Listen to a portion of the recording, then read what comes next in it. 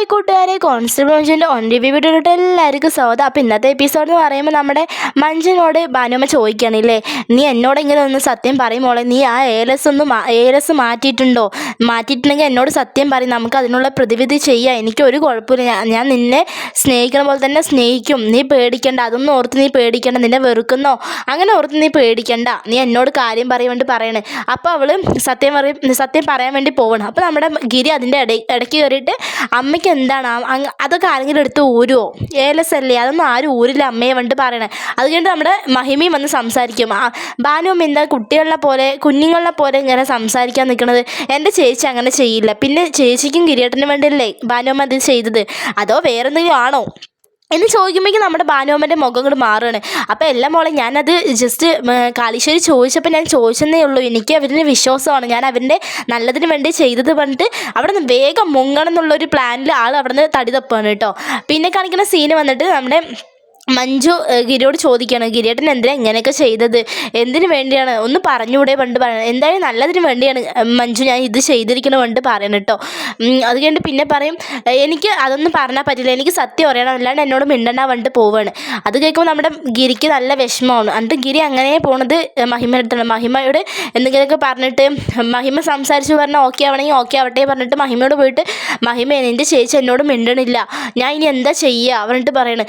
ഒന്നുമില്ല ഗിരി, ആ ഒരു സത്യം പറഞ്ഞാൽ ഈ ഒരു പ്രശ്നം ഉണ്ടാവില്ല, ആ സത്യം പറഞ്ഞാൽ മതി, വേറെ ഒന്നുമില്ല പറഞ്ഞിട്ട് നമ്മുടെ മഹിമ ഗിരിയോട് പറഞ്ഞു കൊടുക്കുക. എന്നാലും എൻ്റെ അമ്മനെ അവൾ വെറുക്കില്ലേ, ഗിരിയേട്ടൻ വിചാരിക്കുന്ന ചേച്ചിയല്ല, ചേച്ചി പാവമാണ്, ചേച്ചിക്ക് അമ്മയോടുള്ള ഇഷ്ടം കൊണ്ടാണ് ചേച്ചി ഇങ്ങനെയൊക്കെ കാണിച്ചുകൊണ്ടിരിക്കുന്നത്, അപ്പോൾ ഈ സത്യം പറഞ്ഞു പറഞ്ഞാൽ ചേച്ചിക്ക് ഒന്നുകൂടി ഇഷ്ടം കൂടുകയുള്ളൂ, ചേട്ടൻ വിചാരിക്കുന്ന ആളല്ല ചേച്ചി പറഞ്ഞ് മനസ്സിലാക്കുകയാണ് കേട്ടോ. പിന്നെ കാണിക്കുന്ന സീൻ വന്നിട്ട് നമ്മുടെ ശാലിനി ചാച്ചുകൊണ്ട് സംസാരിച്ചുകൊണ്ടിരിക്കുകയാണ്, സ്വപ്നം ഇങ്ങോട്ട് വരണം, എന്നിട്ട് സഞ്ജയ് മുടിയണം അങ്ങനെയൊക്കെ പറയണ്. അതൊക്കെ കേൾക്കുമ്പോൾ നമ്മുടെ ചാച്ചുവിന് പിടിക്കുന്നില്ല. സ്വപ്നം വന്നു പറഞ്ഞാൽ പിന്നെ കൈകാര്യങ്ങളെല്ലാം സ്വപ്നൻ്റെ ആയിരിക്കില്ലേ, ചാച്ചുൻ്റെ ആയിരിക്കില്ലേ, ഇപ്പോൾ ചാച്ചുൻ്റെ അല്ലേ കൈകാര്യങ്ങൾ ഫുള്ള്, അപ്പോൾ അതിൻ്റെ ഒരു ടെൻഷനാണ് ചാച്ചു.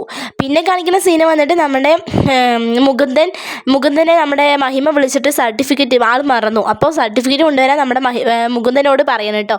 എന്നിട്ട് മുകുന്ദൻ സർട്ടിഫിക്കറ്റ് കൊണ്ടുവന്നിട്ട് അവർ ഇരുന്ന് സംസാരിക്കുന്ന ഇടയിൽ അവളുടെ ഫ്രണ്ട് കയറി വരുമ്പോൾ എന്താണ് നമ്മുടെ മഹിമ പരിചയപ്പെടുത്താൻ വേണ്ടി നിൽക്കുമ്പോഴേക്കും ആ ഫ്രണ്ട് പറയും, എനിക്കറിയാം ചേട്ടനല്ലേ മഹിമൻ്റെ അതേ മുഖച്ഛായം കൊണ്ട് പറയണത്. കേൾക്കുമ്പോൾ നമ്മുടെ മുകുന്ദന് ഒരു വിഷമം പോലെ ആവുകയാണ്. ആൾക്ക് അവളോട് ഇഷ്ടമുണ്ട്, പക്ഷേ ആൾക്കാരൊക്കെ എന്താ വിചാരിക്കുന്നത്, ചേട്ടൻ അല്ലെങ്കിൽ വേറെ എന്തെങ്കിലുമൊക്കെയാണ് വിചാരിക്കുന്നത്, അവർ വിചാരിക്കുന്ന ആ ഒരു രീതിയിൽ വരുന്നില്ല. പക്ഷെ നമ്മുടെ മഹിമയുണ്ടല്ലോ, മഹിമ താരം അങ്ങോട്ട് അവൻ്റെ ആ ഒരു വാക്ക് പറഞ്ഞു ചേട്ടനല്ലേ എന്ന് പറയുമ്പോഴേക്കും നമ്മുടെ മഹിമ അങ്ങോട്ട് എടുത്തു ചാടി, ഞങ്ങളെ കണ്ടിട്ട് എനിക്ക് ചേട്ടനെയും അനിയത്തിനെയും പോലെ തോന്നുന്നു, നീ എന്താണ്ട് ഇങ്ങനെ പറഞ്ഞിട്ട് അവനെ അടിക്കാനൊക്കെ പോണ്ട് കേട്ടോ.